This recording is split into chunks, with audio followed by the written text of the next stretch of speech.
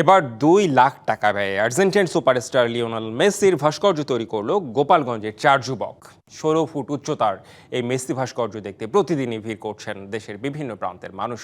অন্যদিকে থেমে নেই ব্রাজিল ভক্তরাও। একই এলাকায় স্থাপন করা হয়েছে নেইমারের প্রতিকৃতি। গোপালগঞ্জ প্রতিনিধির তথ্যে চিত্রে ডেস্ক রিপোর্ট।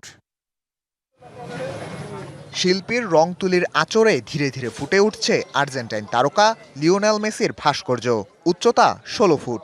সম্ভবত দেশের মধ্যে এটি কোনো ফুটবলারের জন্য সবচেয়ে বড় ভাস্কর্য। শুধু ভাস্কর্য বললে ভুল হবে, ফুটবলের প্রতি ভালোবাসারও এক নতুন মাত্রার বহিঃপ্রকাশ। মেসি উন্মাদনায় মেতেছে গোপালগঞ্জ জেলার মকসুদপুর উপজেলার বহু গ্রামের 4 বন্ধু।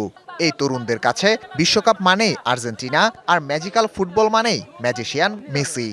এটা ফুটবলের গড, ফুটবলের সুপারস্টার লিওনেল মেসির একটা ভাস্কর্য। আমাদের অঞ্চলে 80 থেকে 85 আর্জেন্টিনার সাপোর্টার। 4 জন উদ্যোগ আছে, আমার 4 বন্ধু, খুব সারা পাচ্ছে, খুব ভালো লাগতেছে আমাদের এটা করে। প্রায় 2 লক্ষ টাকা ব্যয়ে মকসুদপুরের এই 4 তরুণের প্রয়াসে নির্মিত হলো লিওনেল মেসির ভাস্কর্য।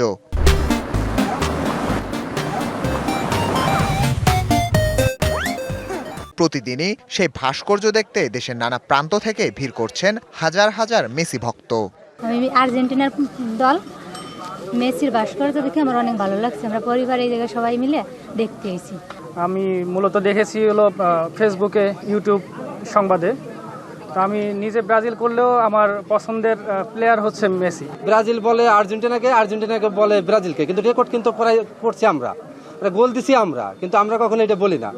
তবে পিছিয়ে নেই গোপালগঞ্জের নেইমার ভক্ত সমর্থকরাও। ইতিমধ্যেই তারাও স্থাপন করেছে নেইমারের বিশাল আকৃতির প্রতিকৃতি। পাশাপাশি পুরো বহুগ্রাম বাজার জুড়ে টাঙানো হয়েছে 360 ফুট দৈর্ঘ্যের ব্রাজিলের পতাকা। তাদের আশা, এবারই সম্পন্ন হবে ব্রাজিলের বহুল প্রতীক্ষিত হেক্সা মিশন। ব্রাজিলের প্রতি ভালোবাসা আছে বিদায় এই নেইমারটা তৈরি করছি। এই যে 360 ফুট পতাকা বানাইছি। এবার আনন্দটা একটু বেশি এবং খেলাধুলার উৎসাহটা একটু মানুষের মনে বেশি। দূর দূরান্ত থেকে লোক আসতেছে দেখার জন্য।